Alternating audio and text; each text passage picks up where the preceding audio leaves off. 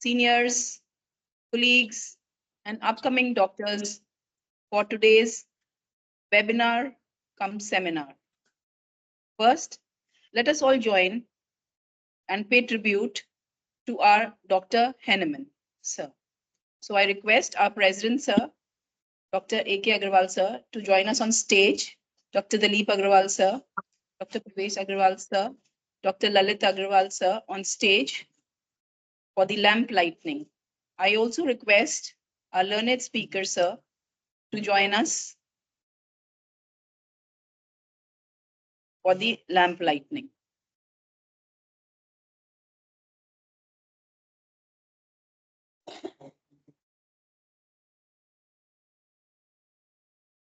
Sir, was this all audible to you easily?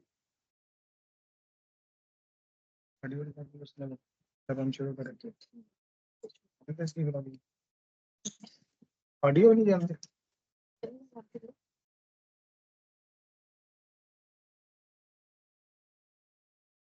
Hello, sir. हाँ जी sir Doctor Sahab, was it easily audible to you? हाँ जी everything is audible जी sir. Sir अब हम लोग लैम्प लाइटनिंग कर रहे हैं. I will show it to you.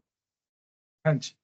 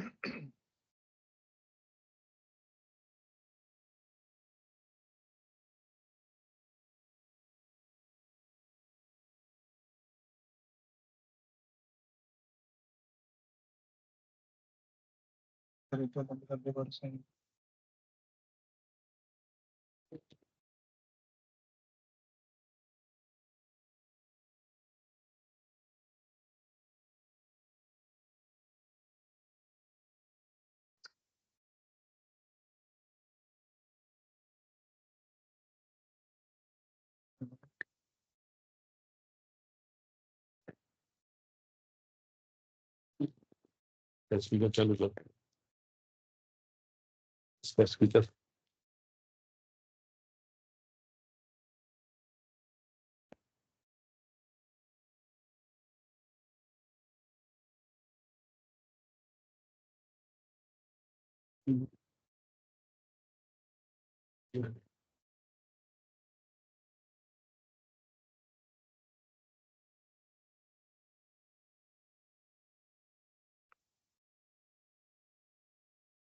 Next, our learned speaker,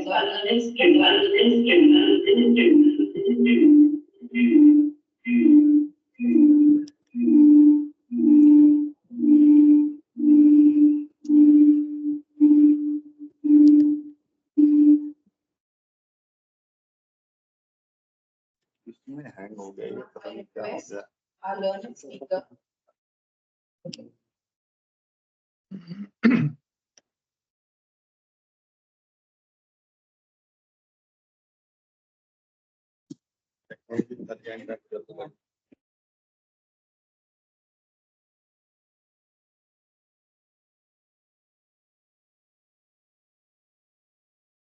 इधर से विजिबल है आवाज मेरी तरफ से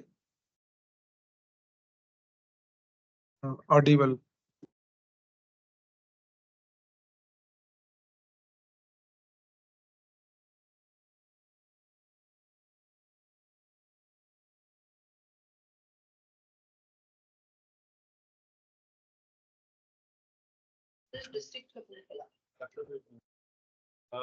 आपके वहाँ कौन सी है? Sir, am I audible to you?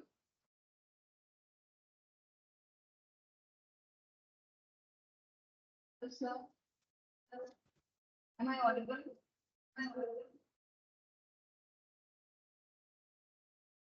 Yes. Yes.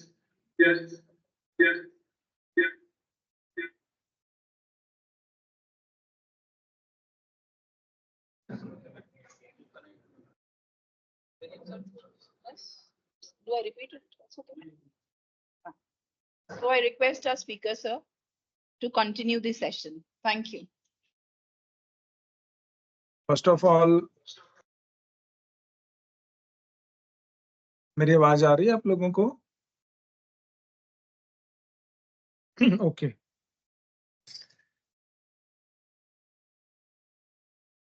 First of all, doctor Hahnemann के बर्थडे सेलिब्रेशन पर आप लोगों ने हमें मौका दिया, इसके लिए मैं आपका बहुत बहुत धन्यवादी हूँ। डॉक्टर AK अग्रवाल जी हमारे होम्योपैथी ग्रुप से बहुत सालों से जुड़े हुए हैं और कुछ दिन पहले इन्होंने फोन किया था रंजू मैडम को कि वो हमारी कुछ लेक्चर ऐसा करवाना चाहते हैं। तो इन्होंने जो हमें टॉपिक दिया है, तो वो टॉपिक जो है वो वास्तव में छोटा सा टॉपिक है। तो जो हमें दिया गया है हम उसी के अकॉर्डिंगली आप लोगों को बेस्ट सर्व करेंगे। उससे पहले मैं बता दूं कि जो हमारे आज का टॉपिक है हेयर्स के ऊपर, hair fall and problems related to hairs, ये एक ऐसा टॉपिक है कि आपको ना हर चीज रिपर्टरी में लिखी हुई मिल जाएगी। तो फिर टीचर का रोल क्या होता है? अभी हमारे ना मटीरिया मेडिका के क्लासेस चल रही हैं ऑनलाइन, तो मुझे किसी ने पूछा कि मटीरिया मेडिका भी कभी पढ़ाने वाली चीज होती है? वो तो सब कुछ लिखा ही हुआ है और आप लोग अभी भी उनको पढ़ा रहे हो जो लोग 10-10 साल से प्रैक्टिस कर रहे हैं। तो मैंने उनको बोला कि लिखा तो सब कुछ होता है, लेकिन टीचर ना उसको अप्लाई कैसे करना है वो आपको सिखाता है। और आज मैं आपको ना 1-2 केस भी बताऊंगा कि हम लोग जब किसी दवाई को, चाहे वो ट्रिवियल एलिमेंट, छोटी सी एलिमेंट ही क्यों ना हो, उसकी भी जब हम दवाई सिलेक्ट करते हैं तो पेशेंट की जो बातचीत है या उसकी जो स्थिति है वो किस तरह से हमने निकालनी होती है। तो छोटी छोटी बातें कई बार जो है वो बहुत इम्पोर्टेंट होती हैं हमारे लिए। सॉरी। तो मैं आज बिना विलंब किए हेयर्स के ऊपर कुछ चीजें आपको शेयर करता हूं। जब भी आपके पास कोई पेशेंट आता है और वो बालों को झड़ने की समस्या, हेयर फॉल की समस्या को लेकर आता है, तो आप लोगों ने ना सबसे पहले उसकी कॉज क्या है उसको जरूर आपने देखना है कि उसकी कॉज क्या है, क्योंकि बिना कॉज के कुछ होता नहीं है। कहते हैं कि बिना कारण से तो पत्ता भी नहीं हिलता, तो बाल तो झड़ने एक बहुत बड़ी बात हो जाती है। ऑफ कोर्स हमें बहुत सारे केसेस में कॉज नहीं मिलती, होती है पर हम ढूंढ नहीं पाते, तो वहां हमें अदर सिम्टम्स के ऊपर रिलाई करना पड़ता है। कुछ छोटी छोटी चीजें जो आपको पता है पहले मैं उसको रिवीजन करवाता हूँ, फिर हम आगे चलेंगे। जैसे कि पेशेंट आता है, कहता है डॉक्टर साहब मैं जब से मुझे बुखार हुआ था, मैं बहुत लंबे समय तक बीमार रहा, मुझे फीवर रहा, पता नहीं क्या हो गया, उसके बाद मेरे बाल जो हैं वो बहुत झड़ने लगे हैं। तो अगर कोई बुखार थोड़े दिन तक चलता है और उसके बाद पेशेंट के जो हेयर्स हैं वो झड़ने लगते हैं, तो हम लोग फ्लोरिक एसिड के बारे में सोचते हैं, ये आप लोगों को पता है। मेरे पास एक ना लेडी आई, उसका बेटा ना फॉरेन में था, तो वो तकलीफ लेके आई कि उसके बाल सारे झड़ गए थे, बीच में ना जो स्काल्प था वो दिखाई देने लगा था। तो मैंने पूछा कि कब से है? कहती काफी समय से है, लेकिन बाल मेरे सारे झड़ गए, अब तो मैं बाहर भी नहीं जाती कहीं। तो इसने बताया कि इसका बेटा जो है वो फॉरेन कंट्री में था, तो उसका ना तलाक हो गया, उसकी वाइफ के साथ कुछ प्रॉब्लम्स आ गई और बहुत ज़्यादा पैसे लगाकर बाहर भेजा था। तो वो वापस आ गया, वापस आके वो डिप्रेशन में चला गया। मतलब सारी हिस्ट्री इस लेडी ने ना अपने बेटे की बताई, दवाई खुद लेने आई थी। तो मैंने इसको पूछा कि तेरे मन में इस सारी घटनाक्रम को लेकर क्या फ़ील होता है? तो शी टोल्ड कि मुझे एक मदर होने के नाते बहुत ज़्यादा दुःख होता है, एक मदर के लिए, और इससे ज़्यादा दुःख की बात क्या है कि उसका जो जवान बेटा है, वो इस तरह की लाइफ़ में आ गया है। तो मुझे बस मेरी कोई ऐसी हेल्प करो कि मेरे बाल आ जाएँ, मैं कहीं आने-जाने के लायक बनी रहूँ। तो हम लोगों ने उसे एसिड फॉस दवाई दी, जिसके बाद उसके जो हेयर्स थे, वो सारे रिस्टोर होने शुरू हो गए। अब 2-3 महीने वो एसिड फॉस ले चुकी थी। अब मेरे पास वो जब दोबारा आई फ़ॉलो-अप के लिए, कहती कि डॉक्टर साहब बाल मेरे आने तो शुरू हो गए हैं। आप ना इसको समझने की कोशिश करो कि हम लोग कैसे फ़ॉलो-अप को मतलब करते हैं। आप लोगों के पास भी ऐसे ही पेशेंट्स हैं जो आके ऐसी ही बातें करते होंगे कि डॉक्टर साहब बाल तो आ गए हैं, लेकिन ना ये ग्रोथ नहीं ले रहे। जिस स्पीड से इनको बढ़ना चाहिए, उसने बोला कि मेबी मेरी एज थोड़ी ज़्यादा है, यंग एज में बाल ज़्यादा जल्दी से बढ़ते हैं। लेकिन अब आपकी दवाई से जो रूट्स थी वो सारी स्टिमुलेट हो गई हैं। मेरी जो नीचे स्काल्प दिखाई पड़ता था वो नहीं पड़ रहा, लेकिन बाल अभी ग्रोथ जो है वो हो नहीं रही। कोई ऐसी दवाई दीजिए कि इसकी ग्रोथ हो जाए। तो माय डियर फ्रेंड्स, एक ना दवाई नोट करो, जब भी आप बालों की समस्या को पार्शियली ठीक कर देते हो, वो झड़ने बंद हो जाते हैं और उसके बाद पेशेंट डिमांड करता है कि हमारी जो ना ग्रोथ जल्दी चाहिए। या फिर कई बार ना आपको पेशेंट आके, हमारे पास एक लड़की मैडम के पास आई, तो उसके बाल यूजुअली ठीक थे, अभी उसकी मैरिज होने वाली थी, तो उसने कहा कि मुझे ना थोड़े हैवी बाल चाहिए, मैंने कटवा लिए, तो अब मेरी शादी है, तो मैं चाहती हूँ कि शादी तक बाल थोड़े हैवी हो जाएँ।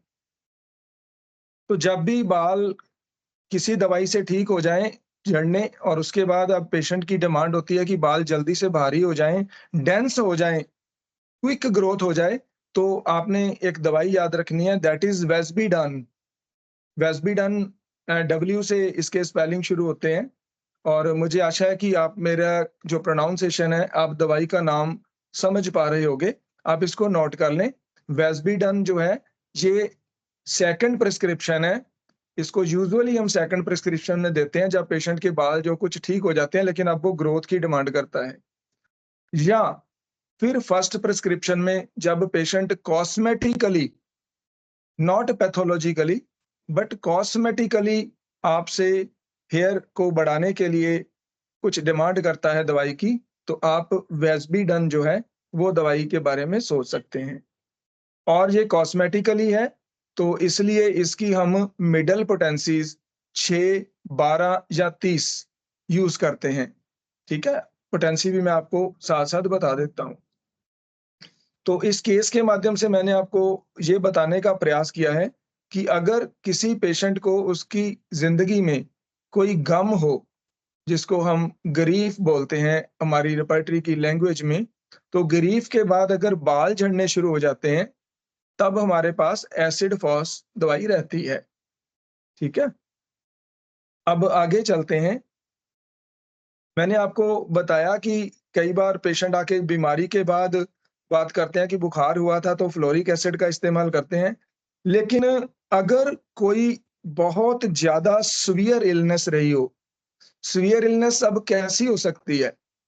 मान लीजिए किसी को इन्फ्लुएंजा हो गया, बहुत ज़्यादा सीवियर इन्फ्लुएंजा, वायरल हो गया, या अभी रिसेंटली कुछ वर्षों पहले जैसी एक एपिडेमिक आया था, एंडेमिक आया था जहाँ कोरोना लाइक बहुत ज़्यादा बीमारी हो गई, पेशेंट बहुत बीमार हो गया, या उसको हॉस्पिटल रहना पड़ा, इंजरीज़ के कारण, किसी एक्सीडेंट के कारण लंबा सफ़र करना पड़ा। तो ये कोई भी सीवियर इलनेस अगर वो लंबी चलती है और उसके बाद पेशेंट के बाल झड़ते हैं, तो कार्बोवेज को कभी ना भूलिए। लेकिन रुकिए, अगर कोई सीवियर इलनेस 2-3 दिन के लिए रहती है और उसके बाद पेशेंट के बाल झड़ने लगते हैं, फिर कार्बोवेज कुछ नहीं करेगी। The remedy is mancinella. Mancinella में ना एक्यूट सिकनेस शॉर्ट ड्यूरेशन की, उसके बाद बाल झड़ते हैं। वैसे जो मैं आपको आज बता रहा हूँ ना हेयर के थेराप्यूटिक के ऊपर, हम लोग बेसिकली मटेरिया मेडिका जब स्टडी करते हैं ना, तो ऐसे करते हैं कि एक ही दवाई को जब स्टडी करते हैं ना, तो उसके माध्यम से हम उसकी अलाइड छोटी-छोटी जो अदर मेडिसिन्स होती हैं, उनको भी स्टडी करते हैं। तो उसी वे से ही मैं आपको ये थेराप्यूटिक पढ़ा रहा हूँ। Long severe illness carbo veg and short severe illness acute mancinella. ठीक है, यहाँ तक आप समझ गए? अब कई बार ऐसा होता है कि आज के टाइम में जैसे कैंसर बहुत कॉमन बीमारी है और उसके बाद पेशेंट को कीमोथेरेपी का कोर्स करना पड़ता है, और कीमो के लगने के बाद सबसे पहला जो साइड इफेक्ट आता है बॉडी पे, वो आता है हेयर फॉल का, और पूरे के पूरे बाल सिर से निकल जाते हैं। तो डियर्स, आप नोट कीजिए, कीमोथेरेपी के बाद अगर किसी के बाल चले जाएँ, किसी के क्या सबके जाते ही हैं, तो उसको दोबारा से अगर रिस्टोर करना है, या फिर कीमोथेरेपी के दौरान बाल झड़े ही ना, कुछ ऐसा आपने उसको कोई दवाई देनी है, अगर पेशेंट को ये चीज़ बॉदर करती है, तो हमारे पास ना 2 दवाइयाँ रहती हैं इसके लिए। एक रहती है कैडमियम सल्फ और दूसरी रहती है थैलियम। अब मैं ना इन दोनों को डिफरेंशिएट भी करवा ही देता हूँ, बीच में क्यों छोड़ना, आप बाद में क्वेश्चन पूछोगे, तो मैं आंसर पहले ही दे देता हूँ।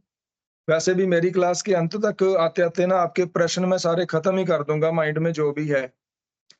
तो थैलियम और कैडमियम सल्फ को डिफरेंशिएट कैसे करना है आफ्टर और during the course of chemotherapy.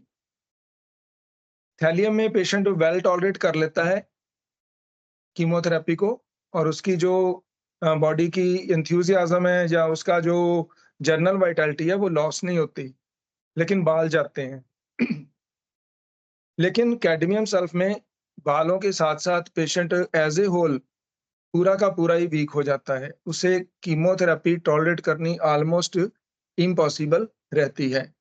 तो ये दोनों दवाइयाँ हम 30 पोटेंसी में रेगुलरली जब तक कीमोथेरेपी चलती है, उसके अकॉर्डिंगली आप इन दोनों दवाइयों का इस्तेमाल कर सकते हो। हमने देखा है कि इन दोनों दवाइयों के इस्तेमाल करने से पेशेंट से कीमोथेरेपी वो टॉलरेट भी हो जाती है और बालों की समस्या तो हल हो ही जाती है। अगर आप मेरे से कैडमियम सल्फ का मटीरिया मेडिका पढ़ोगे, तो मैं आपको वहाँ पर ये बात बताऊँगा कि ये दवाई ए ग्रेड मेडिसिन है, जो कीमोथेरेपी के लिए, ठीक है? आजकल जो एक्स-रेज़ हैं या ऐसी रेडिएशंस हैं, उसके बाद केस कम ही आते हैं, उसके लिए तो सीधी दवाई होती है एक्स-रेज़। लेकिन कीमोथेरेपी के बाद आप कैडमियम सल्फ और थैलियम का इस्तेमाल करें। अब मैं आपको ना थैलियम का मटीरिया मेडिका ही थोड़ा बताता हूँ, रिलेटेड टू द हेयर्स। मैं आपको एग्ज़ाम्पल देता हूँ, एक हाइपोथेटिकल एग्ज़ाम्पल देता हूँ क्रिएट करके, कि मेरा एक मित्र है, वो मेरे को अक्सर मिलता है, हम लोग महीने में 1 बार मिलते हैं। हमारी किट्टी होती है मंथली कपल किट्टी, आप लोगों की भी होती होगी। तो वहाँ हम अक्सर मिलते हैं, तो एक बार मेरे को किट्टी में मिला और अगली बार जब 1 महीने बाद दोबारा मुझे मिला, तो उसके बाल सारे गायब थे। तो मुझे लगा कि शायद इसके घर में किसी की कोई कैज़ुअल्टी हो गई हो, तो लोग कटवा देते हैं, तो शायद ये इसीलिए गंजा हो गया हो। तो मैंने उसको पूछा कि तू ठीक-ठाक है? तेरे को कोई प्रॉब्लम तो नहीं है? कहते हैं हाँ, ठीक-ठाक हो, कोई घर में कैज़ुअल्टी कुछ ना करे परमात्मा, ऐसी ग बात तो नहीं हुई? कहता यार ऐसा क्यों बोल रहा है? तो तेरे बाल कहाँ गए? वो कहता यार पता नहीं क्या झड़ने शुरू हुए थे, तो बहुत ज़्यादा झड़ गए। तो डियर फ्रेंड, जब बाल बहुत शॉर्ट टर्म में झड़ जाएँ, जल्दी-जल्दी झड़ जाएँ, आप एक्सपेक्ट भी नहीं कर सकते। Massive hair fall in a short period of time, तो इसमें ना थैलियम दवाई अकेली रहती है। मतलब आपने ना बाल झड़ते हैं, पेशेंट से पूछना है कि ये बाल झड़े हैं तो कितनी देर में झड़े हैं। अगर 1 महीने में ही सिर पूरा टकला हो गया है, तो थैलियम को नहीं छोड़ना। और थैलियम के बीच-बीच में आपने इंटरकरंट सिफिलिनम देनी है, क्योंकि सिफिलिनम जो है, इस कंडीशन में थैलियम की एक्शन को बनाए रखेगी। अब अगर किसी सीवियर इलनेस के बाद भी बाल रैपिडली झड़ जाते हैं, तो भी थैलियम को याद रखिए। मतलब ना थैलियम में रैपिडिटी जो है ना, ये आपने नहीं बोलनी, ठीक है। जितनी फास्ट हो सकते हैं उतनी फास्ट जो है ये बाल थैलियम में जड़ जाते हैं। तो अब तक हमने फ्लोरिक एसिड, मैंसीनेला, कार्बोवेज, थैलियम और कैडमियम सल्फ के बारे में बात की है। मेरी बहुत सारी बहनें इस मीटिंग में बैठी हैं और बहुत सारे लोग मेरी एज ग्रुप में होंगे जो कि हेयर को डाई लगाते होंगे, लेकिन मैंने अभी तक शुरू नहीं की। मैंने रंजू को प्रॉमिस किया था कि जब मैं 50 ईयर का हो जाऊंगा तो शुरू करूंगा, लेकिन मैं हो भी गया लास्ट ईयर, तो अभी भी मैंने शुरू नहीं की। तो हेयर डाई के बाद ना अक्सर बाल जो है वो कम हो जाते हैं, ठीक है।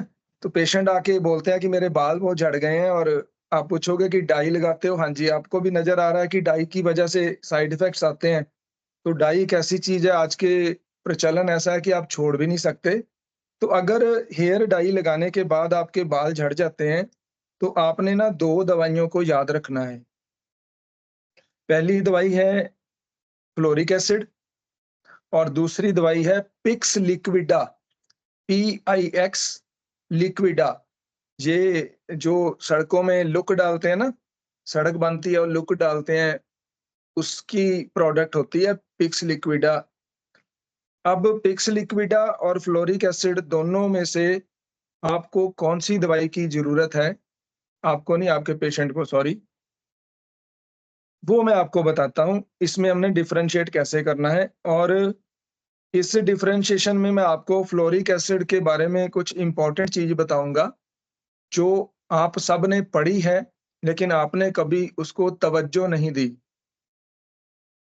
पिक्स लिक्विडा में हेयर डाई के साथ बाल उतरते हैं और वहां पे खारिश बहुत होती है, जिसको हेयर डाई की एलर्जी भी आप बोल सकते हो, ठीक है। लेकिन फ्लोरिक एसिड में ना पेशेंट टॉलरेट कर लेता है डाई को, एलर्जी तो नहीं होती, खारिश तो नहीं होती, लेकिन बाल उतर जाते हैं। फ्लोरिक एसिड के विषय में एक बहुत ध्यान से बात सुनना, और ये बात पिक्स लिक्विडा में भी लागू होती है, दोनों दवाइयों में। डॉक्टर कैंट ने ना फ्लोरिक एसिड में लिखा है कि एक बाल पेशेंट का लेके उसको माइक्रोस्कोप के नीचे रख के ना आप देखो कि बाल कैसा है। एक पैथोलॉजिकल टर्म है जिसको बोलते हैं नेक्रोसिस। समझ गए नेक्रोसिस क्या होती है? नेक्रोसिस होती है गल जाना, छील जाना। किसी बहुत पुरानी बिल्डिंग में बहुत जो जर्जर हो गई, उसकी आपने ईंटें देखी, ईंटें, ब्रिक्स, वो कैसी गली होती हैं, उसको आप हाथ लगाते हो तो लाल रंग की मिट्टी ईंटों से गिरने लगती है, वो गल जाना, सड़ जाना, उसको बोलते हैं नेक्रोसिस। तो फ्लोरिक एसिड में डॉक्टर कैंट लिखते हैं कि हेयर्स को अगर आप माइक्रोस्कोप के नीचे रख के देखोगे तो आपको हेयर्स नेक्रोस्ड दिखाई देंगे। तो इसका ऐसा मतलब नहीं है कि आप लोग अपने क्लिनिक पे माइक्रोस्कोप रखोगे और पेशेंट आएगा तो आप उससे बोलोगे कि मुझे बाल निकाल के दे, मैं देखना चाहता हूँ। No, it is not just like that. आपने उसके हेयर को टच करना है, इधर आना। आपने, अगर आप उसको ऐसे टच करोगे हेयर को, जस्ट लाइक दैट, तो आपको लगेगा कि ये बाल खुर के मेरे हाथ में आ रहा है। छोटे छोटे पीस बालों को थोड़ा सा जोर लगाओगे तो आपको लगेगा कि बाल जो है वो आपके हाथ में आ रहा है। मेरे सामने से ऑडियंस चली गई है, मुझे लगता है मैं दीवार के साथ, मैं आपको सुनाई दे रहा हूँ? नहीं? हेलो?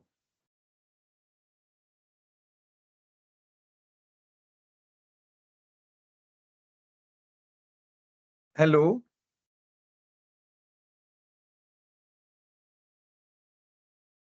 ठीक है, ठीक है, चलो। सामने मुझे ऑडियंस दिखाई नहीं पड़ती ना, तो फिर मुझे थोड़ा सा रहता है कि मैं कहीं दीवार को लेक्चर दे रहा हूँ तो बाद में क्या होगा। एनी हो, मैं आपको फ्लोरिक एसिड के बारे में बता रहा था। तो डॉक्टर साहब का फोन है, पूछना जरा। हेलो। हेलो। हाँ जी डॉक्टर साहब। हाँ sir, actually we miss the signal for last about 3 minutes. तो जहां आप Oh. नेक्रोसिस की बात बता रहे थे, ठीक है। वहां जहां आपने नेक्रोसिस की बात बतानी शुरू की थी, तो वहां से प्लीज थोड़ा सा रिकवर करें। अब हमें हाँ सिग्नल हाँ रिकवर हो गया। ठीक है। हाँ आप सिग्नल जी। दिखा देना मेरे को, ऑडियंस भी दिखा दो जरा। हाँ अभी लीजिए ऑडियंस वाला।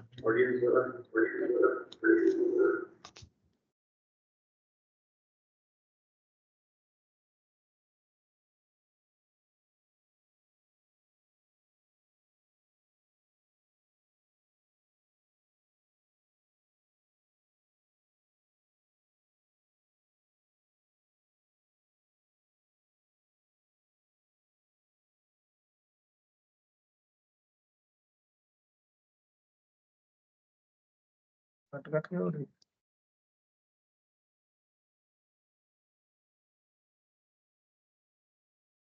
अच्छा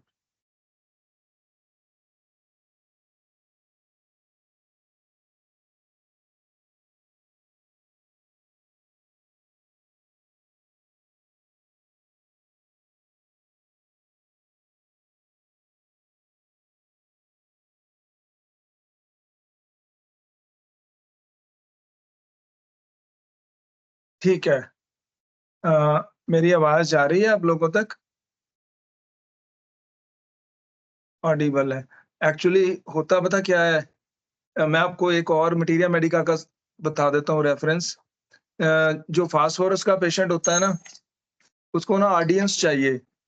अगर ऑडियंस नहीं आती तो वो अपना लेक्चर नहीं दे पाता।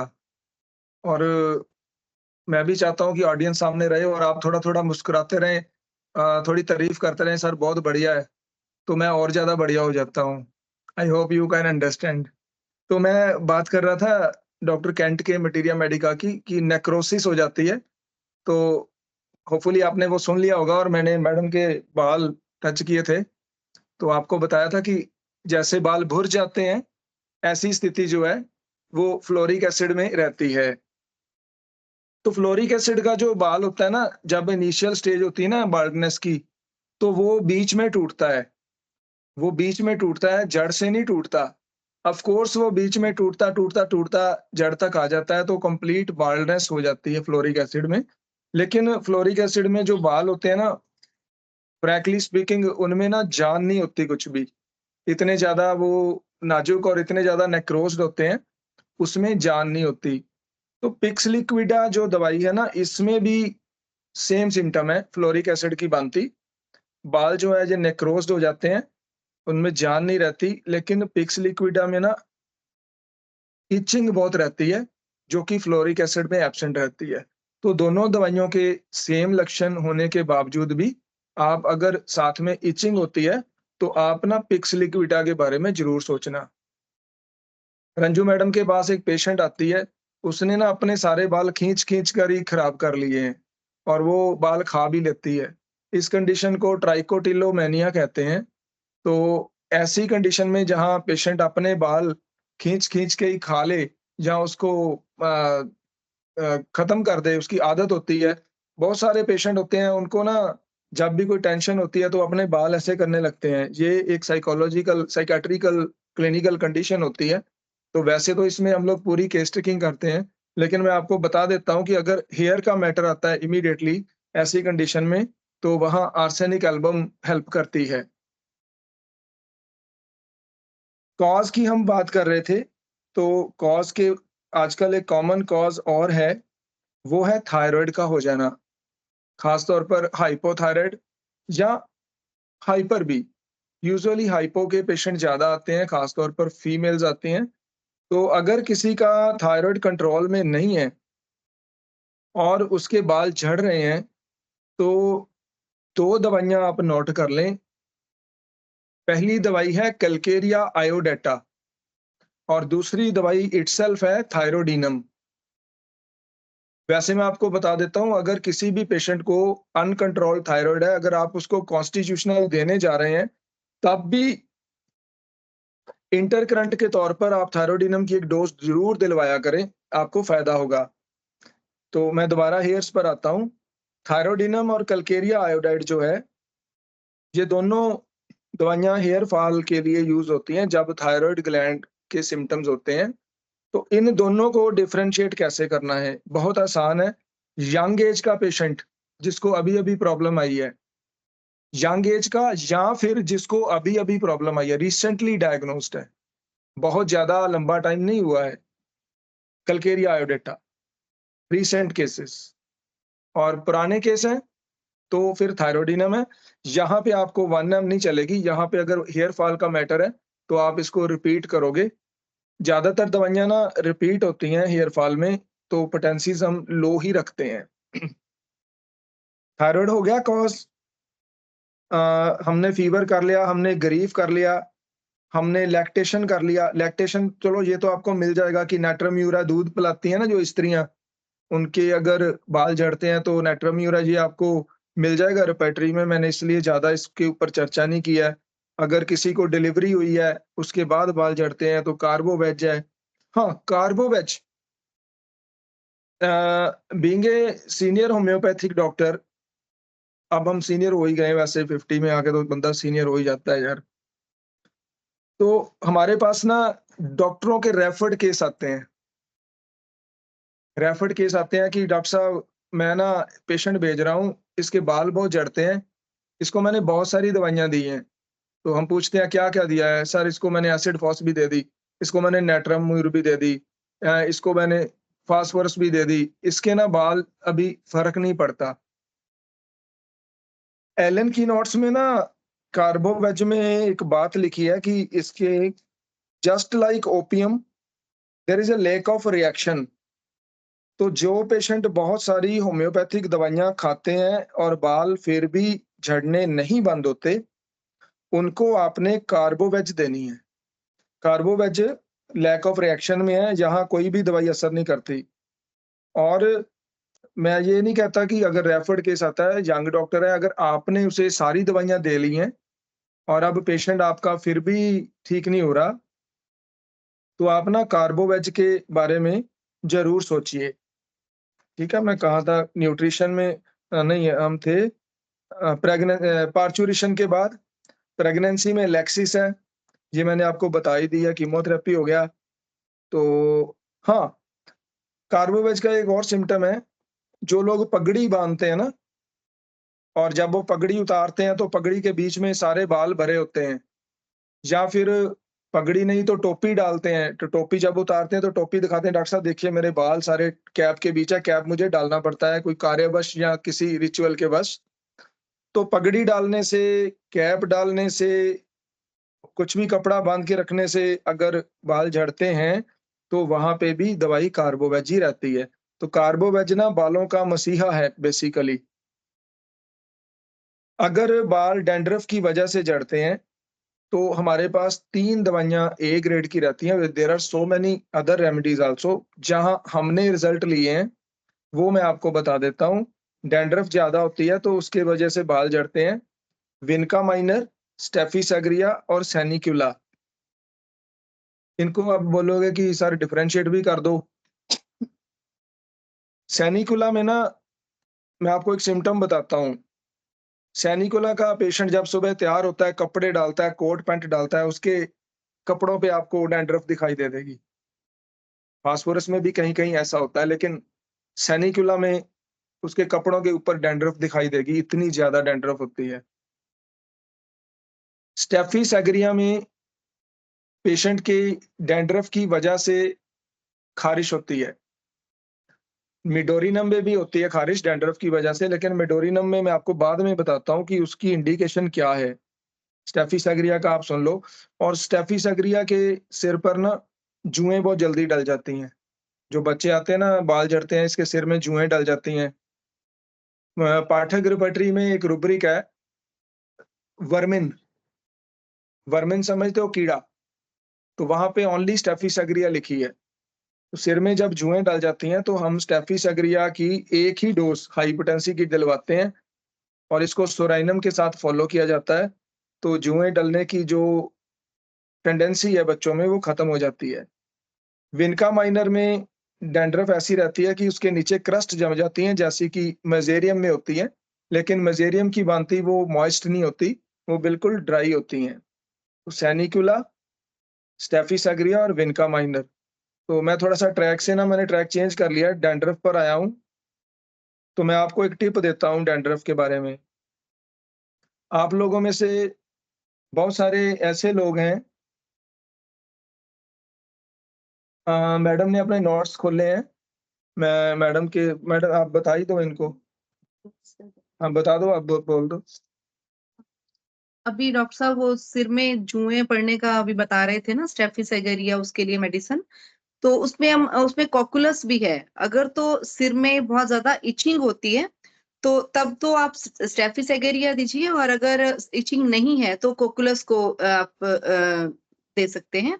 और इसका जो परमानेंट इरेडिकेशन के लिए सोराइनम की एक डोज देना बहुत जरूरी होता है, उससे फिर दोबारा जो है बार बार जुएं नहीं पड़ती। आई होप कि आपको कॉकुलस, स्टेफिस एग्रिया, सोराइनम और जुएं, आजकल वैसे ये कंडीशन कम ही मिलती है, पहले बहुत ही हमारी इवोल्यूशन हो गई है बच्चों की, अब जुएं कम डलती हैं। मैं आपको बताने लगा था डैंड्रफ के बारे में कुछ। आप लोगों में से कितने लोग हैं, हाथ खड़ा करके बताएं, जिन्होंने कैनाबिस इंडिका, जिसको भांग बोलते हैं, उसका पौधा देखा है? सड़कों के किनारे भांग का पौधा उत्तर भारत में सबने देखा है? वेरी गुड, वेरी गुड, बहुत अच्छी बात है। तो आपने क्या करना है, जिन्होंने नहीं देखा पहले तो उनको दिखा देना है। पहला काम तो आपका ये है कि उनको भी पता चल जाए कि भांग का पौधा कैसा होता है, कहाँ होता है। और सड़कों के आसपास फरीदाबाद में तो बहुत मिल जाता है। तो आपने भांग के पौधे की फ्रेश पत्ते लेने हैं। आप कह लो कि 50 ग्राम, अप्रॉक्सीमेटली 50 ग्राम। उसको 100 ग्राम नारियल के तेल में धीमी आंच पर बॉयल कर देना है। हल्का सा बॉयल करना है, ज़्यादा काला नहीं करना। तेल का कलर जो है वो ग्रीन हो जाएगा। अब इसको आपने फ़िल्टर करके रख लेना है। और ये अचूक दवाई एक्सटर्नल एप्लीकेशन है, मैं टॉपिक से हटकर क्लिनिकली बात कर रहा हूँ। इसमें कोई डिस्प्यूट क्रिएट मत करना कि सर कहाँ लिखा है या ये हमारी पैथी के प्रिंसिपल के अगेंस्ट है। नथिंग लाइक दैट है। इसको आपने पेशेंट को देना है कि रात को सोते वक़्त लगाना है, सुबह वॉश कर लेना है किसी भी शैम्पू से। तो इस तेल से, कैनाबिस इंडिका के तेल से सिर में जो डैंड्रफ होती है, वो बहुत ज़्यादा जल्दी चली जाती है। साथ में आप अपनी दवाई दे सकते हो। मैंने शुरू में आपको बोला था कि मेरी क्लास जो होती है ना, किताबों से हट के रहेगी। मटीरिया मेडिका की, थेराप्यूटिक की, चाहे रेपर्टरी की। ठीक है? किताबों वाली चीज़ें मैं नहीं करवाऊँगा, वो आप सब लोग जानते हो। मेरे से ज़्यादा किताबें हैं आप लोगों के पास। मेरे पास सिर्फ़ 2 किताबें हैं। एक पाठक की रेपर्टरी, एक पाठक का मटीरिया मेडिका। मेरे पास और कोई किताब नहीं है। Nutritional deficiencies. न्यूट्रिशनल डेफिशिएंसीज़ में क्या है? बच्चे में विटामिन डी कम है, बड़ों में भी होता है आजकल। और उसके जो बाकी एचबी है, कैल्शियम है, आयरन है, ये सारी चीज़ें डेफिशिएंट आ रही हैं। तो ऐसी कंडीशन में बाल झड़ते हैं। पहले तो न्यूट्रिशनल डेफिशिएंसीज़ को आप क्लियर कीजिए, और इसके लिए ना हमारे पास 2 दवाइयाँ हैं। पहली दवाई है कैलकेरिया फॉस और दूसरी दवाई है सेलेनियम। अब इन दोनों को डिफरेंशिएट भी कर लेते हैं। अगर तो यंग एज में न्यूट्रिशनल डेफिशिएंसीज़ आती हैं और बाल झड़ते हैं, तो कैलकेरिया फॉस है। अगर अधेड़ उम्र में न्यूट्रिशनल डेफिशिएंसीज़ आती हैं और बाल झड़ते हैं, तो फिर हम सेलेनियम के बारे में सोच सकते हैं।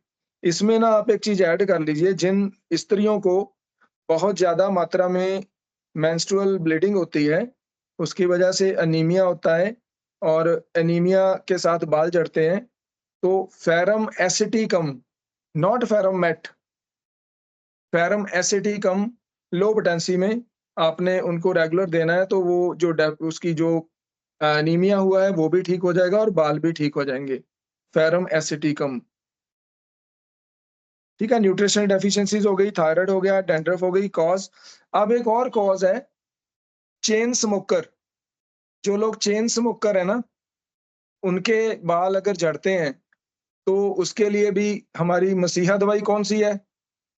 सबसे ज़्यादा आज किस दवाई की बात की हमने?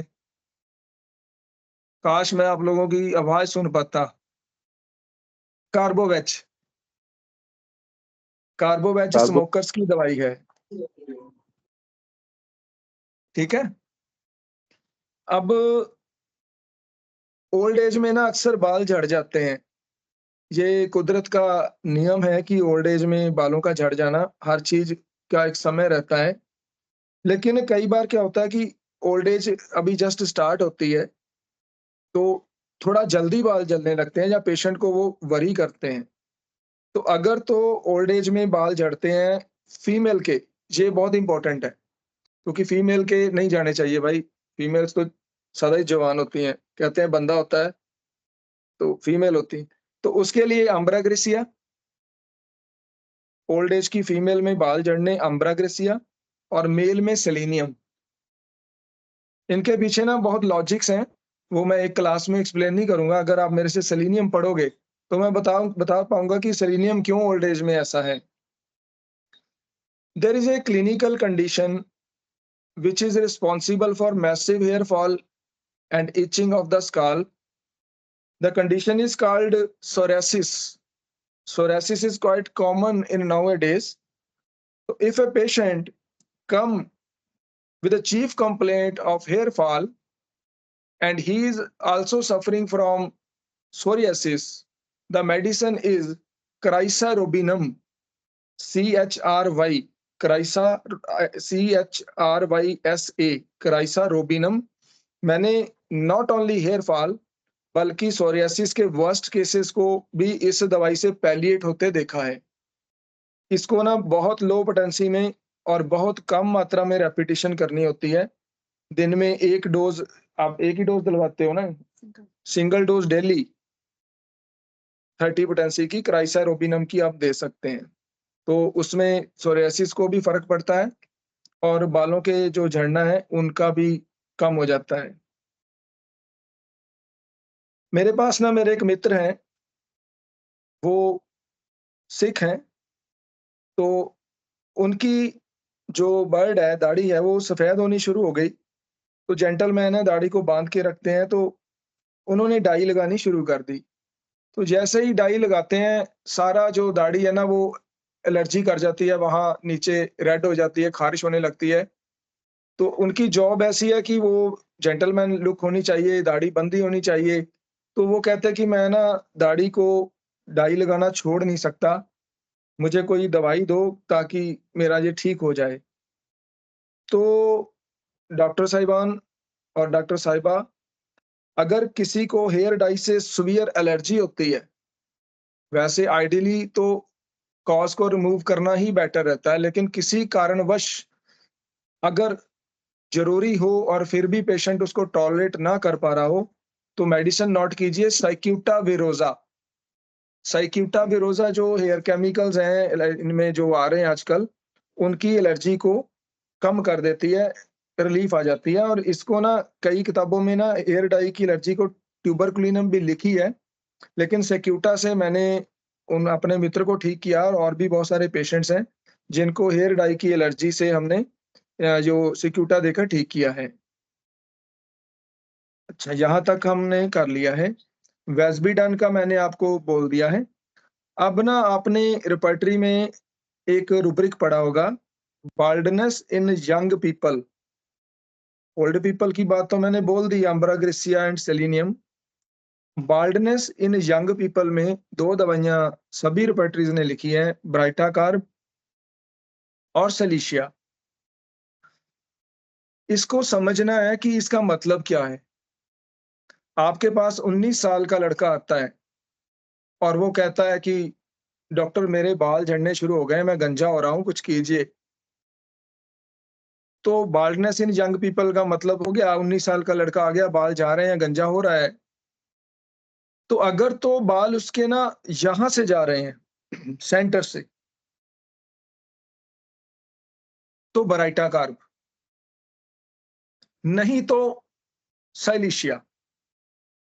सीधा सीधा समझ गए, ये रूब्रिक भी मैंने आपको समझा दिया। लेकिन अब एक 19 साल का लड़का आ रहा है, वो कहता कि अंकल मेरे बाल ना पीछे जा रहे हैं, पीछे जा रहे हैं, मतलब आप देखोगे मेरे तो नहीं जा रहे। हेयर लाइन, जो हेयर लाइन होती है ना, वो धीरे धीरे पीछे जाने लगती है। इसको हम मेल पैटर्न कहते हैं अक्सर। तो एग्जैक्टली मैं प्रैक्टिस ऑफ मेडिसिन में नहीं जाऊंगा, इसके पीछे क्या रीजन है, DHT इंड्यूस है नहीं है, वो मेरा कोई कंसर्न नहीं है। तो अगर मेल पैटर्न में हेयर लाइन पीछे जा रही है और पेशेंट की एज यंग है, बहुत यंग है, तब आपने लाइकोपोडियम के बारे में सोचना है। लाइकोपोडियम जो है वो बालों को ना पीछे नहीं जाने देती। ब्राइटाकार में बाल यहां से जाते हैं, सिलिशिया में अक्सर टूट गया लिंक।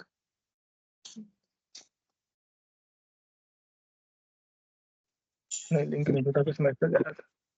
कैमरा हाँ। बंद हो गया। आप जी आर सर। You with me? ठीक हो आप? बढ़िया सर।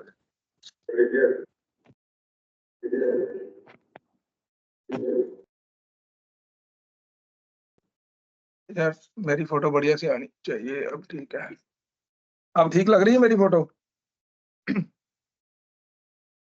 तो ब्राइटाकार में यहाँ से और सिलिशिया में ज्यादातर यहाँ से, वो कहते हैं ना पैसे ज्यादा आ जाते हैं ना, जिनके पास पैसे ज्यादा आ जाते हैं उनके पास यहाँ से जाते हैं। तो जिनके पास पैसे ज्यादा आते हैं ना, उनको सिलिशिया आप दे सकते हो, और खास तौर पर यंग एज में। अब कई लोगों के बाल ना स्पॉट्स में, वो चवन्नी होती थी ना, चवन्नी, उस आकार के गोले गोले सर्कल्स, एलोपेशिया एरिएटा नाम से लिखा गया है। उसमें दवाइयां बहुत सारी लिखी हैं और सारी दवाइयां इफेक्टिव हैं। फास्फोरस है, फ्लोरिक एसिड है, कार्बोवेज है। लेकिन मैं आपको कुछ खास बताता हूं। अगर तो ये स्पॉट्स हैं वो बहुत ज्यादा ड्राई हैं, बाल उसके पेशेंट के, बाकी स्काल बहुत ज्यादा ड्राई है, तो आप भूल जाइए, सिर्फ एल्यूमिना को कंसिडर कीजिए, सिर्फ एल्यूमिना को। अगर बहुत ज्यादा ऑयली हैं तो एसिड फॉस। एल्यूमिना में ना पेशेंट आके आपको कंप्लेंट करती है कि डॉक्टर साहब मेरे ना बाल बहुत ड्राई है। ये कॉस्मेटिक प्रॉब्लम है। मैडम के पास बहुत सारी लेडीज आती हैं, बालों का ड्राई हो जाना, बालों का एक्सेसिवली ऑयली हो जाना। तो इसको हम cosmetically with the help of homeopathy कैसे ठीक करते हैं?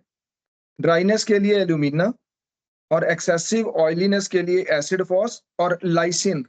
लाइसिन के पेशेंट को ना इतना ज्यादा ऑयली होता है स्काल्प, फॉरगेट अबाउट थूजा, मैं लाइसिन की बात कर रहा हूँ, कि उसका ऐसे हाथ भी लगाओगे ना तो आपके हाथ में भी पता चलेगा कि तेल है। तो ऑयल तो वो लगा ही नहीं सकती।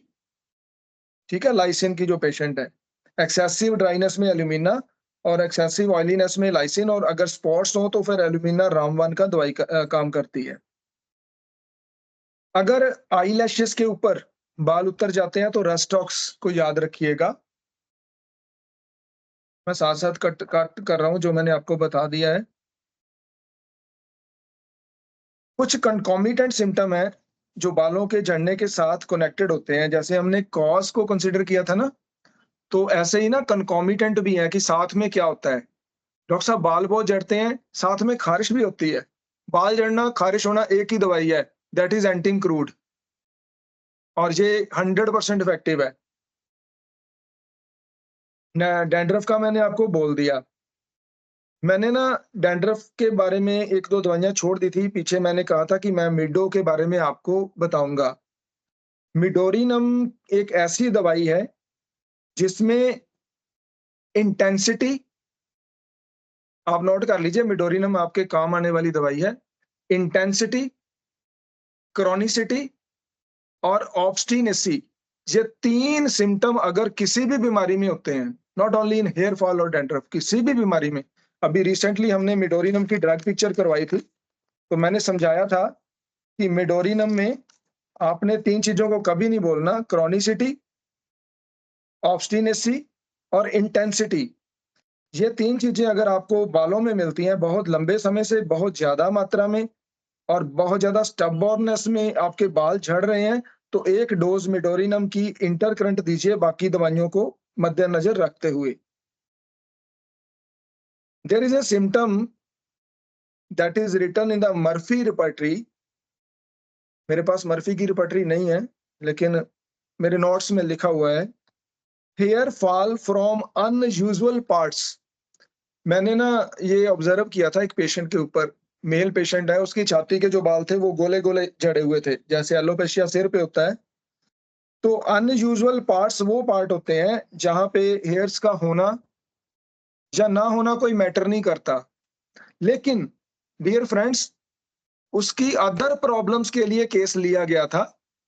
उसको प्रोस्टेट की प्रॉब्लम थी, लेकिन जब उसने मुझे ये बात बताई कि मेरे हेयर्स जो है वो छाती से ऐसे ऐसे जा रहे हैं, तो उसको प्रोस्टेट के लिए मैंने मिडोरिनम प्रेस्क्राइब की थी और वो ठीक हो गया था। और ये इंडिकेशन मेरी थी अनयूजुअल पार्ट्स जो हैं उसके ऊपर हेयर्स का जाना। जब भी आप केस लेते हो ना, पेशेंट अपनी चीफ कंप्लेंट तो बताता ही है, अगर कोई आपको और स्ट्रेंज थिंग मिलती है, अभी मेरे पास आज टाइम नहीं है कि मैं ऐसे केस बताऊं कि वो किसके लिए आया था और हमने कौन सी उसको चीज उठा ली। अभी रिसेंटली एक केस आया था, वो केस था जब भी सीजन बदलता है तो उसको राइनाइटिस होता है, बहुत छींकें आती हैं, बुरा हाल हो जाता है। तो बातों बातों में उसने बताया कि डॉक्टर साहब एक और समस्या है, रात को सोता हूँ तो पिल्लो गिल्ला हो जाता है, इतना ज्यादा यहाँ पे पसीना आता है। तो मैंने कुछ नहीं किया, उसको सैनिक्यूला दी, वो सारे सिम्पटम्स जो राइनाइटिस की थी वो भी ठीक हो गए। तो आपके पास अगर कोई स्ट्रेंज सिम्पटम आता है तो उसके लिए आप दवाई दोगे तो चीफ कंप्लेंट भी ठीक हो जाएगी। This is not the subject of today, तो फिर भी मैंने आपको बता दिया है। डैंड्रफ में अमोनिया म्यूर एक दवाई लिखी है।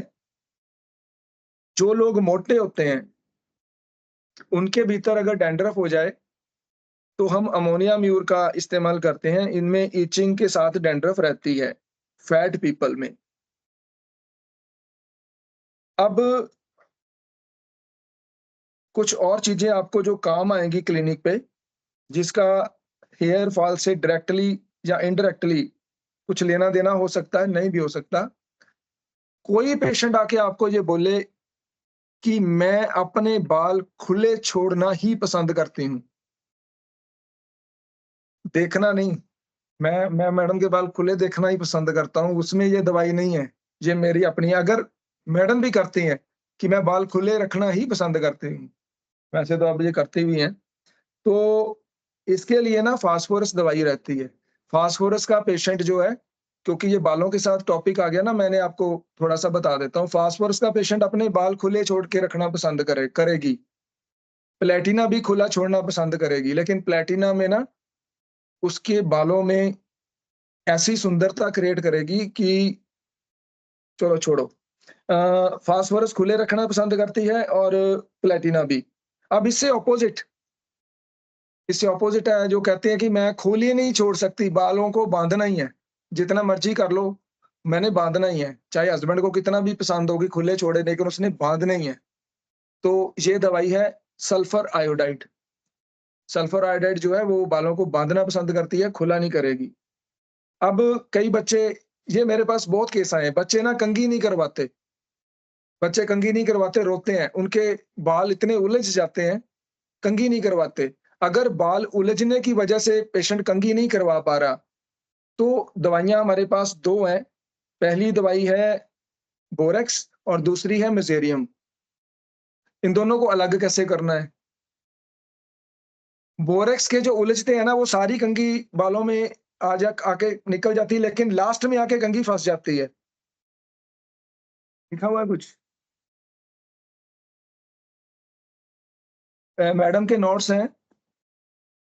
बाल आपस में उलझ जाएं, इतनी उलझने की कंघी करना भी संभव ना हो, ऐसी अवस्था में अगर सारे बाल उलझते हैं तो दवाई मेजेरियम रहेगी। अगर वो केवल बाहर वाले हिस्से से, टिप्स से ही उलझते हैं तो दवाई बोरेक्स रहेगी। यहाँ पर एक बात बतानी जरूरी है कि सीना का बच्चा अपने सिर पर कंघी नहीं करने देता। उसके बाल इतने ज्यादा टफ होते हैं कि वे अपने सिर पर कभी कंघी टच नहीं करने देता। कंघी करने वक्त वो बहुत ज्यादा रोता है। ठीक है, ये मैडम के नोट्स हैं, ये पढ़े नहीं जाएंगे, मैंने बता दिए आपको। और अगर किसी बच्चे के बाल बहुत ज्यादा कर्ली हैं, बहुत ज्यादा कर्ली बाल हैं और उसमें कंघी नहीं बचती तो वहां भी मेजेरियम रहेगी, क्योंकि वही बात होगी ना, स्टार्टिंग में हो गए। ठीक है, इसको प्रैक्टिकली ऐसे देखना है, कंघी पूरी की पूरी स्मूथली बालों में चलती है, लेकिन बाद में आके उलझ जाती है। समझ गए ना? मैं करके दिखा देता हूँ आपको। जैसे मैडम के बाल है, हम कंघी करेंगे, यहाँ से तो कंघा आ जाएगा, लेकिन यहाँ आके फंस गया तो बोरेक्स है, लेकिन अगर यहीं फंस गया तो फिर मेजेरियम है। और चाइना और असारम, ये 2 दवाइयाँ हैं जिनका स्काल्प बहुत पेनफुल होता है, हाथ भी नहीं लगता बालों की रूट्स को। कोलोसिंथ भी है, लेकिन चाइना और असारम के ज़्यादा रिजल्ट मिलते हैं। अगर पेन की वजह से आपने कभी कैप डाला होगा, तो जब कैप उतारते हो तो आपके बाल दुखने लगते हैं, है ना? ऐसा कभी होता है, तो वो कोलोसिंथ होता है। तो ये आज की जो मैंने आपको बालों के संबंध में कुछ चीज़ें जो मेरी नॉलेज में थी, जो मैंने ज़रूरी समझी हैं, वो मैंने करवाई हैं। तो बहुत सारी चीज़ें आप सबको पता है कि अगर 2 मुँह वाले बाल हो जाएँ, स्प्लिट हो जाएँ, तो उसके लिए जिंकम मेटालिकम दवाई रहती है। तो ऐसे ही अगर ऐसे हाथ करो, ऐसे ही हाथ में आ जाएँ तो नेट्रम्यू रहती है। ये छोटी-मोटी चीज़ें आपको सारी पता है। अब 1-2 कॉज़ मैं आपको और बता देता हूँ। जो व्यक्ति बहुत ज़्यादा शराब पीते हैं और उनकी अर्ली एज में बालों का झड़ना और गंजापन आ जाता है। मतलब ऐसे गंजे जो शराबी हैं, सीधी बात पंजाबी में। ऐसे गंजे जो शराबी हैं, ओल्ड ओल्ड एज में नहीं, उनकी दवाई है सल्फ्यूरिक एसिड। और मैं अपने से नहीं बोल रहा, बोरिक में लिखा है। Secale cor, dry hair in thin women, जो बिल्कुल पतली-दुबली स्त्रियाँ ओल्ड एज में जाती हैं, उनका अगर गंजापन आता है तो सिकल कॉर है। एक और दवाई के बारे में मैं डिस्कस करूँगा जिसका हमारे क्लिनिक में बहुत हम यूज़ करते हैं, that is bhringraj. Bhringraj is a plant which is called Eclipta alba, and this plant is easily available in North India, especially in the summer season and in weather when the weather is raining. उसके बाद ये plant मिल जाता है। इसका हम लोग खुद इसका मदर टिंचर और इसकी 6 पोटेंसी 30 पोटेंसी भी बनाते हैं। तो ये एक्सटर्नली और इंटरनली दोनों में ही बालों की समस्याओं की अचूक दवाई है। इससे रिजल्ट बहुत आते हैं। मैं आपको खुद का एक्सपीरियंस बताता हूँ। मेरे यहाँ पे बाल्डनेस हो गई थी, तो मेरे को लगा था कि अब शायद ही रिकवर करे, तो कुछ भी नहीं किया, भृंगराज से ही वो मतलब एक्सटर्नल एप्लीकेशन से ही बाल इतने ज़्यादा नीचे से आ गए कि कुछ ज़रूरत ही नहीं पड़ी। और हैरानगी की बात ये थी कि जो नए बाल आए ना, वो काले आ गए। तो ये भृंगराज का रोल है। अगर आपको उसकी पहचान हो, तो आप उसका मदर टिंचर बना सकते हो और उसकी पोटेंसी भी बना सकते हो। तो ये हमारा जो आज का टॉपिक था, मैंने इसको अपनी नॉलेज के अनुसार आप लोगों से शेयर किया है। बहुत ज़्यादा सन्नाटा है, मुझे दिखाई पड़ रहा है हॉल में, तो इसका मतलब है कि आप लोगों ने या तो आप लोग सो गए हो और या आप लोगों ने बहुत एन्जॉय किया है। अब आपका कोई क्वेश्चन है तो बता दें। बंद कर दो रिकॉर्ड।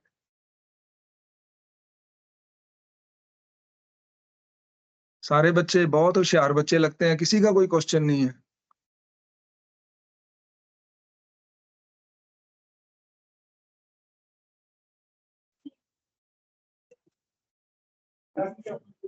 Hello sir. हाँ जी। इसका माइक ऑन करूं?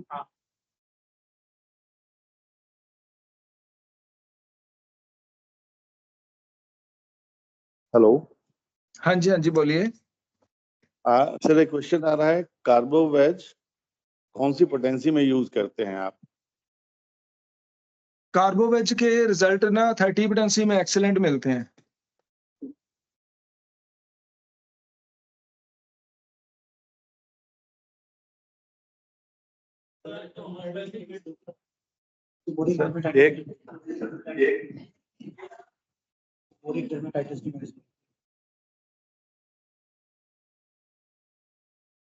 Hello sir.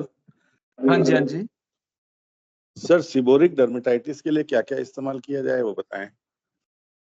एक्चुअली जो आपका क्वेश्चन है ना, ये क्वेश्चन है आपकी क्लिनिकल कंडीशन। आपने एक नाम बता दिया कि सीबोरिक डर्माटाइटिस।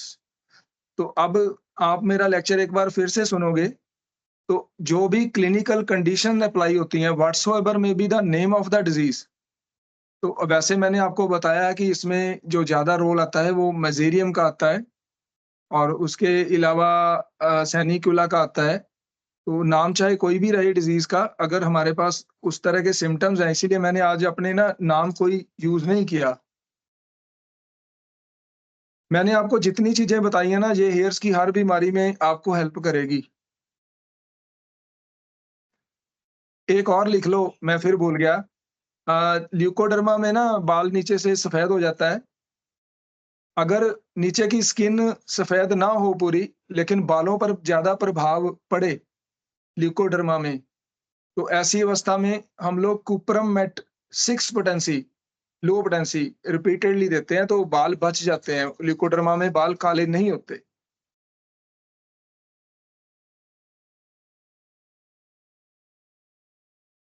सर ल्यूकोडर्मा में बाल सफेद नहीं होते, काले हाँ, ही रह सफेद, जाते सॉरी हैं। सॉरी सॉरी, उल्टा बोल गया। आपने लेक्चर ज्यादा लंबा कर दिया ना, वो थोड़ा सा। सर इनिशियली एसिड फॉस की बात आई थी, तो एसिड फॉस मोनली आप ज्यादातर किस पोटेंसी में दिया करते हैं, ऐसा बताएं। एसिड, ये आपका अच्छा क्वेश्चन है। अगर ये जैसे यंग एज में हम लोग देते हैं लड़कों को या लड़कियों को, तो उसको हम लोग 200 पोटेंसी में वीक में 2 डोज दिलवाते हैं,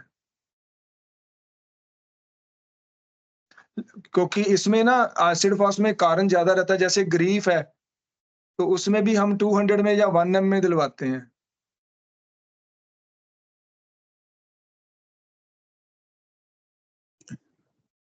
सर कैंथेरिस और जेबोरेंडी वगैरह के एप्लीकेशन और रोल के बारे में बताएं प्लीज।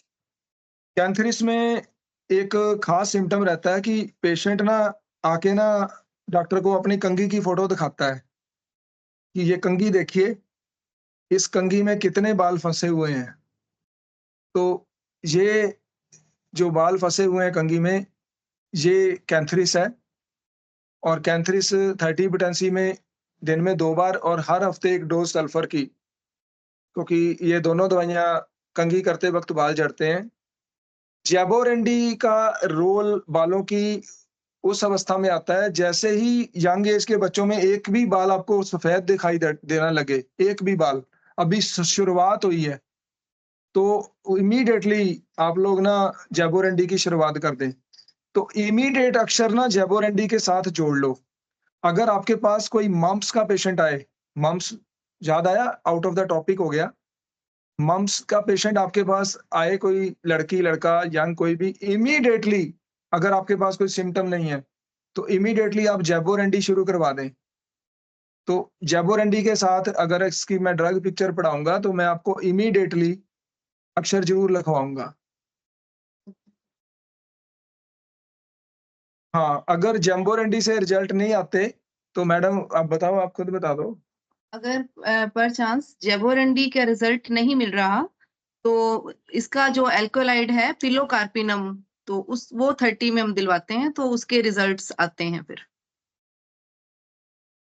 और हमने काले होते देखे हैं बाल अपने क्लिनिक पे, पेशेंट के बाल हमने काला होता देखा है। ये नहीं है कि ऐसे ही लिखा हुआ है किताबों में। बाकी डॉक्टर साहब बात ये है, मेरा मानना ये है कि बाल होने चाहिए, चाहे कैसे भी हो, एज के हिसाब से। ओल्ड एज की तो चलो अलग बात है।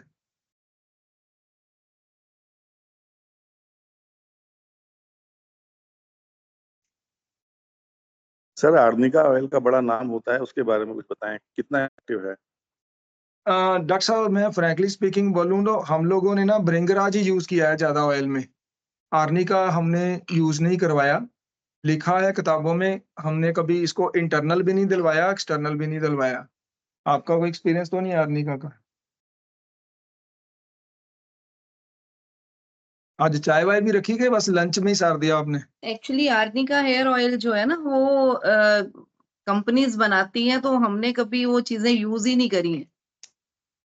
हम जो भृंगराज की भी डॉक्टर साहब बात कर रहे हैं, तो वो भृंगराज भी हम खुद रेडी करते हैं, तो वो ही दिलवाते हैं हम पेशेंट को। तो उसके रिजल्ट्स मिले हैं हमें। अपने क्लिनिक पे खुद दवाइयाँ बनानी सीखो। वो जो मैंने आपको तेल बताया है भांग का और कैनाबिस इंडिका का, खुद तैयार करो। कंपनियों के आप क्यों खाते भर रहे हो? उनके क्यों कर रहे हो? आप अपने से दवाइयाँ ईज़िली बना सकते हो। इतनी सारी चीज़ें हर्ब्स हमारे आस-पास अवेलेबल हैं बालों के लिए।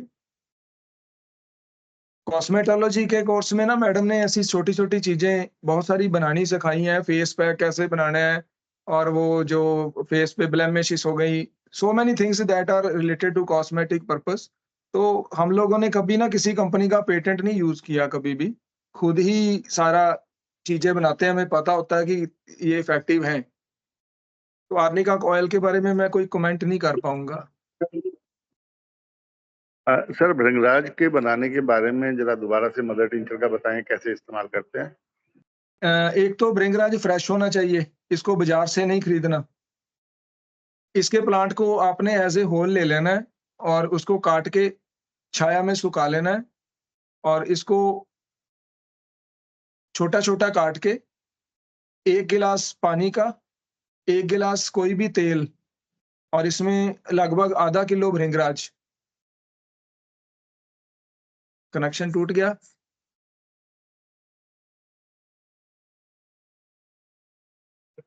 चल रहा है सर। ठीक है। वो खूबसूरत चेहरे नहीं ना दिखाई दे रहे आप लोग? हाँ, अब दे रहे हैं।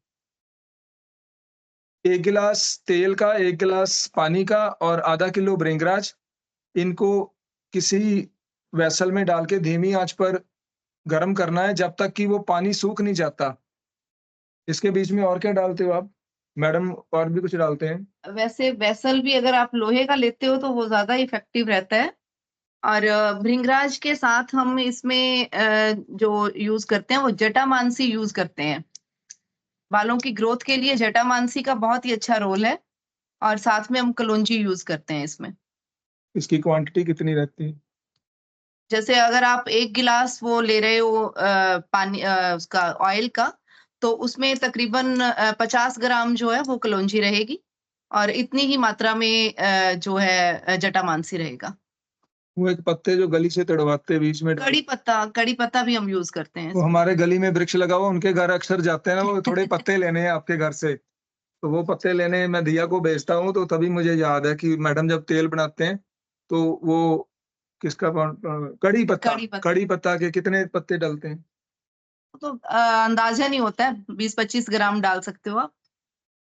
तो ये जो ऑयल है ये बालों की ग्रोथ के लिए भी बहुत ज़्यादा इफ़ेक्टिव है और हेयर फॉल के लिए भी बहुत ज़्यादा, जिनके हेयर फॉल हो रहा है, वो कुछ दिनों में ही फ़र्क पता लगना शुरू हो जाता है। हेयर फॉल बंद हो जाता है जब हम रेगुलर यूज़ करते हैं इसको। Anything else from your side or otherwise we are going to close the class क्योंकि आप लोग मुझे चाय तो पिलाओगे नहीं, आप खुद पियोगे।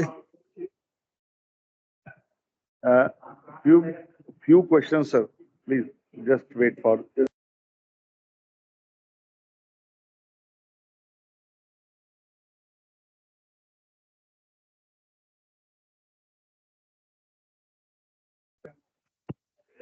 Sir, alopecia areata in mustache and beard region. Doctor साहब इसमें कोई भी चेंज नहीं रहेगी, इंडिकेशंस वही रहेंगी जो मैंने आपको बताई है। एरिएटा में अगर ड्राइनेस है तो एल्यूमिना रहेगी, अगर साथ में ऑयलीनेस है तो लाइसिन और एसिड फॉस रहेगी या फास्फोरस रहेगी। हाँ, इसमें ना एक मैं आपको बात बता देता हूँ, एलोपेशिया एरिएटा में आपने बेसिलिनम को बहुत इम्पोर्टेंस देनी है और बेसिलिनम की 1 mg की एक डोज़ हम वीकली दिलवाते हैं एलोपेशिया के हर पेशेंट को।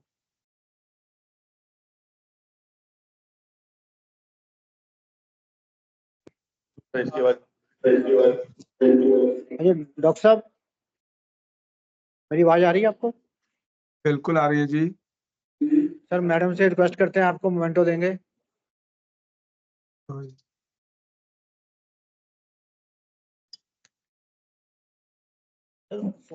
फोटो भी इधर नहीं आ रही, इसमें नहीं आ रही। आ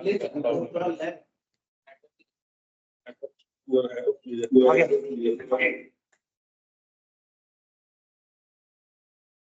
आप फोटो इस तरह से ले लेना कि ऐसा लगे कि मैं मैडम को दे रहा हूँ, मतलब दोनों तरफ एडजस्ट हो जाए। ठीक है।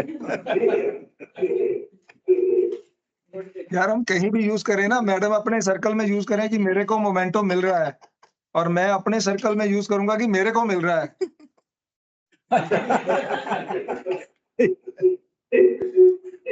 नेक्स्ट टाइम जो है ना मैडम को देंगे हम। चलो ठीक है। वैसे भी लेडीज की ज्यादा इम्पोर्टेंस हो जाती है, अब लेडीज साथ में आ जाते हैं, फिर बंदों को कम ही पूछते हैं लोग। डॉक्टर साहब आपका बहुत अच्छा रहा हमारा आज का प्रोग्राम। और on behalf of our homoeopathy association I thanks you for this beautiful presentation which is for the need of the day presentation, sir. And we hope बहुत we will do many programs in future also. मेरे को Thank तो you, sir. सिर्फ एक ही मिला है कि आपके Thank इतने you, सारे ma'am. दोस्त वहां बैठे हैं, मुझे पता ही नहीं, इनकी इंट्रोडक्शन ही नहीं है मेरे साथ, कभी मौका मिला तो सबसे मिलेंगे हम जरूर। मुझे भी बहुत अच्छा लगा, आपसे म्यूचुअल फीलिंग है। हाँ जी, हाँ। तो सर अभी वीडियो नहीं आ पा रहा है। हाँ जी, किससे हो जाएगा? दिखा देते एक मिनट दिखाओ। हैं। 1 मिनट सर, उसमें नजर आ रहा है ना?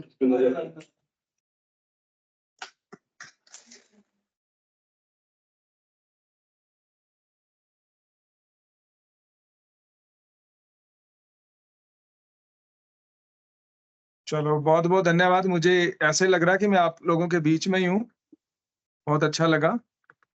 परमात्मा ने चाहा तो फिर क्लास लेंगे, हम लोग आपसे मिलेंगे।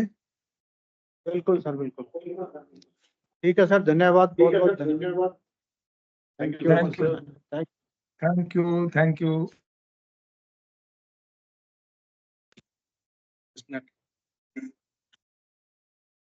उनका हो गया 10 मिनट। बहुत बढ़िया।